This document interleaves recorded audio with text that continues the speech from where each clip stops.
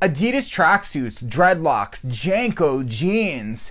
If you like downing Rice Krispie treats and skating all day, then I think this one's for you. Are you thinking of cutting school and watching Beavis and Butthead watch music videos while you watch the music videos? My name is Alex Majewski, also known as Jay Sky, and in this video I'm going to be talking about nu metal. Nu metal in the late 90s and the early 2000s had such a big impact, with bands that collaborated like Anthrax and Public Enemy, Aerosmith, and Run DMC, and let's not forget about Ice-T's metal group called Body Count. The infusion of hip-hop and metal showed so much promise during this time that there was bound to have something innovative and coming to the surface next, which was nu metal. Fuck it.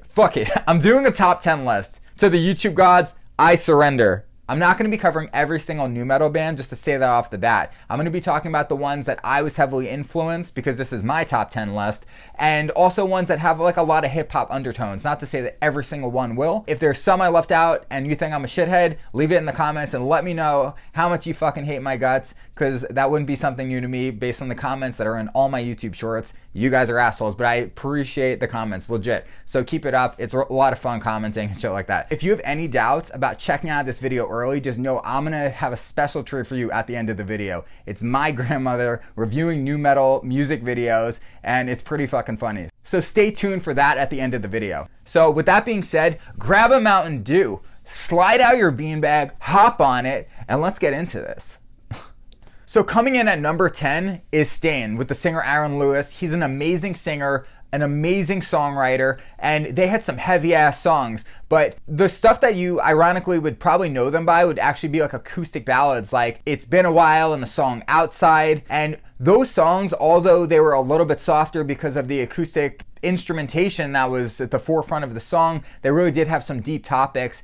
He would talk about just being depressed and lonely and feelings of isolation, and just how when he had the girl that he loved in his life, how everything kind of like magically just went away, which does express some like toxic behaviors and what like my therapist would say would be like an attachment problem. In the same way you could be addicted to a drug, you could also be addicted to a love interest, whether they're good or bad for you, similar to the way that drugs are. Not trying to get carried away on this, just kind of like a little filler here. He even performed the song Outside with Fred Durst of Limp Bizkit. That was a performance I used to watch growing up, and I really loved it. I was a huge Limp Bizkit fan, and just seeing him perform with Staind was super dope. Their voices kind of really just match well together. Just the raspiness of Fred Durst's voice and just the heart and feel of Aaron Lewis's plush voice. Believe it or not, he smokes so many cigarettes, yet he has like a fucking voice of an angel. I just think it's from in here. Coming in at number 9 is motherfucking Kid Rock. Yeah, the white trash king.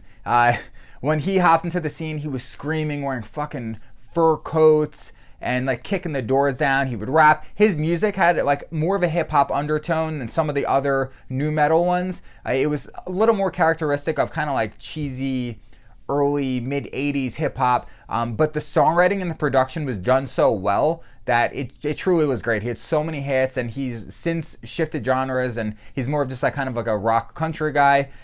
Yeah, there's been some controversial things about his music, but overall as a front person, as a songwriter, he's extremely talented, and you can't knock him for that. Really known for songs like Ba with the Ba, Cowboy, Bull God. He would always be talking in his lyrics about hooking up with girls, doing drugs, and kind of like being a pimp. He'd be hanging out with strippers, just living the life of fucking Kid Rock, which is just in his own lane, you know? And as like a 9-10-year-old, I saw that, and I just thought he was fucking so cool, and I was just very influenced, rocking my wife beater, doing my thing, and yeah, I knew all the words of all the records.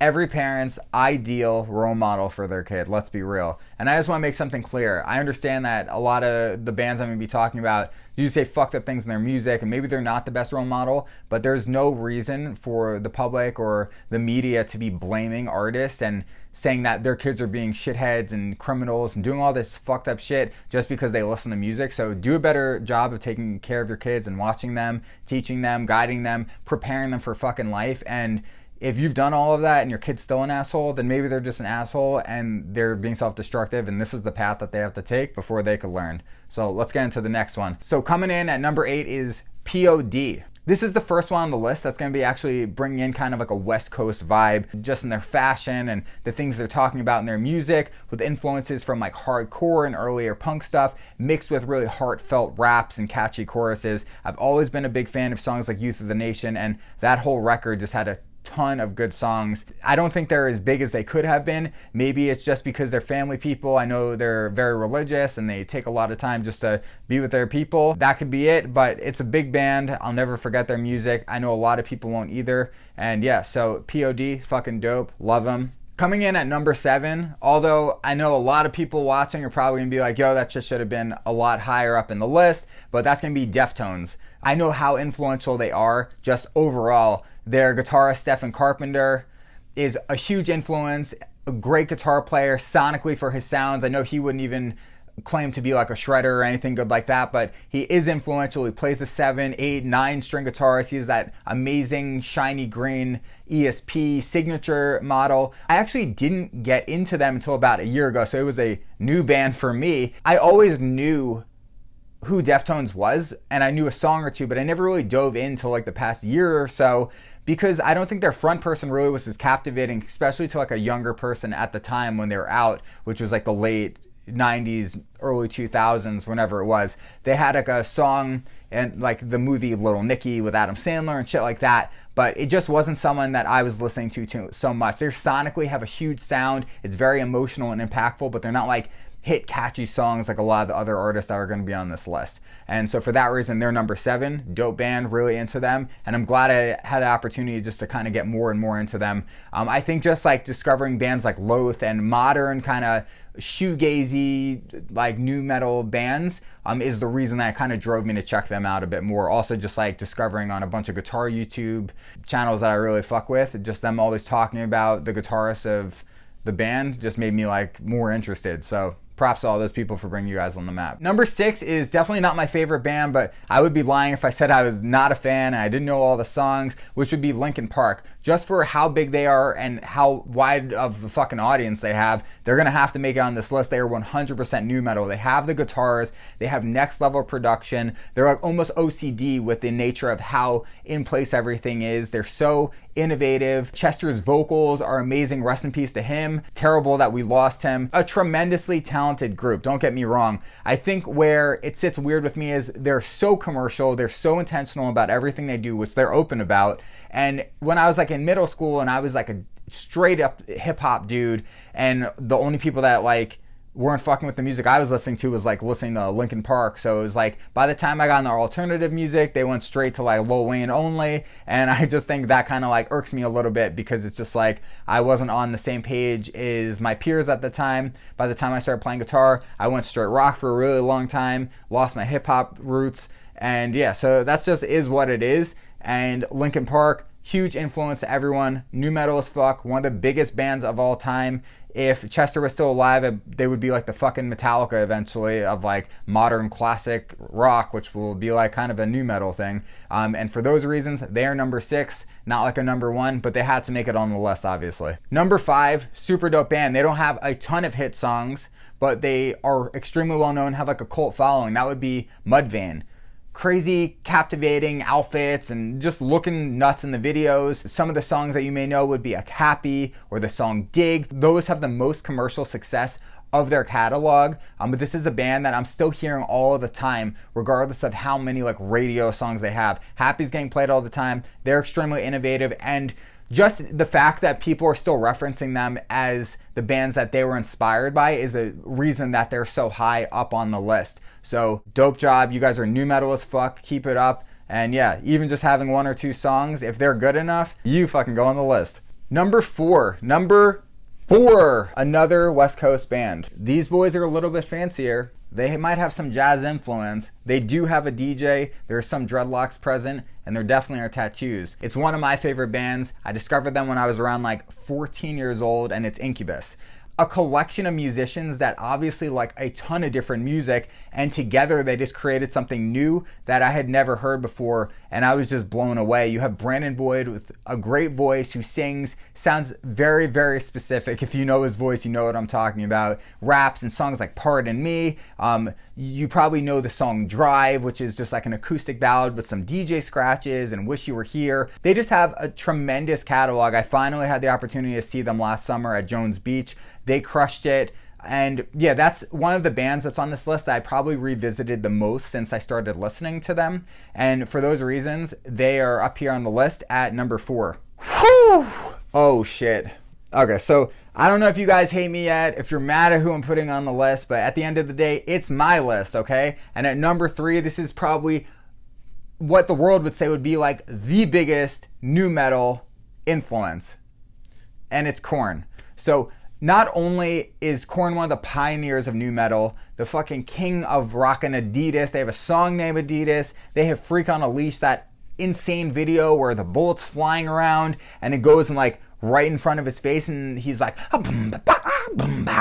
go, like whatever it is. And I couldn't do that more because I'm gonna fucking clip this microphone and like blow your guys' ears off. But yeah, that was a sick band. When I saw them when I was a kid, I was just blown away. Rock the Adidas, the baggy shit. They have the dreads. They have the 7, 8-string guitars. They're doing everything nu metal. If you go to Google nu metal starter kit, what's it like to be nu metal? Probably gonna find half of the search results being Korn. They even helped Fred Durst and Limp Bizkit get signed. Fred Durst was going and fucking somehow weaseled his way backstage to do tattoos for the band. Next thing you know, they're helping Limp Bizkit, who's one of the biggest nu metal bands of all time, pop the fuck off. They have some great music, so innovative. That's really it. They like earlier in their catalog is the stuff that we really know, those first 2 records with like Blind on it and then Freak on a Leash, and what are the other? This is so many songs, but they're a great band.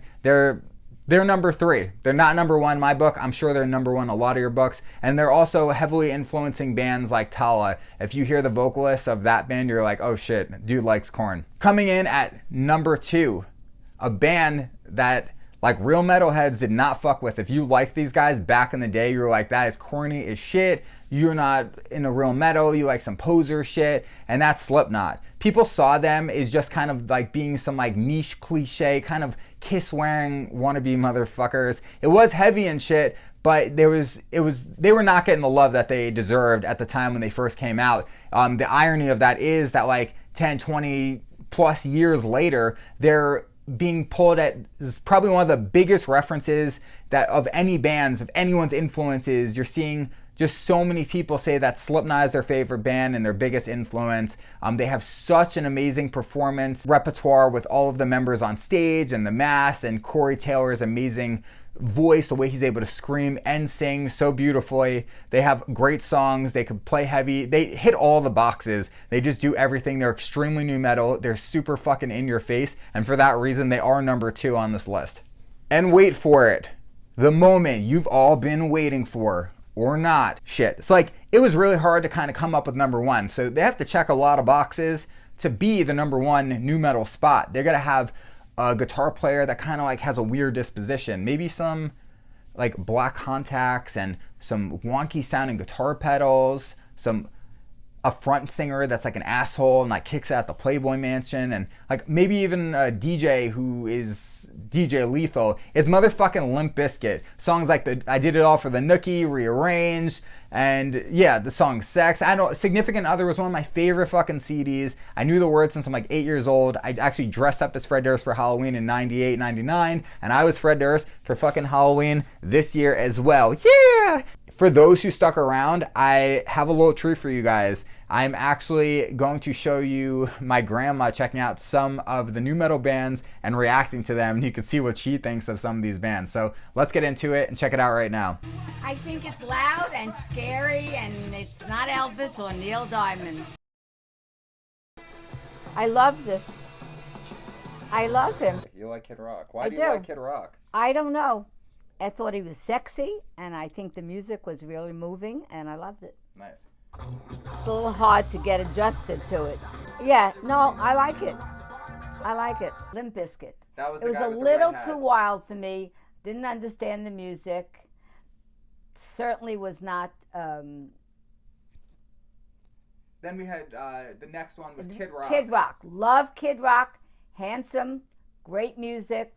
Great video. A+. And then we had Korn. Okay. Not my favorite. You like the music, but you don't like his voice. Right. Okay.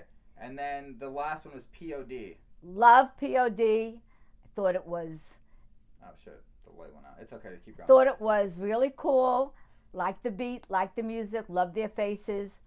Loved the old car. Loved it. All right, cool. Well, say thanks. I'm Grandma Brenda. Thanks. I'm Grandma Brenda. Anytime you need a review, hit me up. Subscribe to Jay Sky's channel. My guy. Get into my DMs, but you could get into his. Oh, don't get into my DMs, but you can get into his. Until next time, peace. Until next time, peace.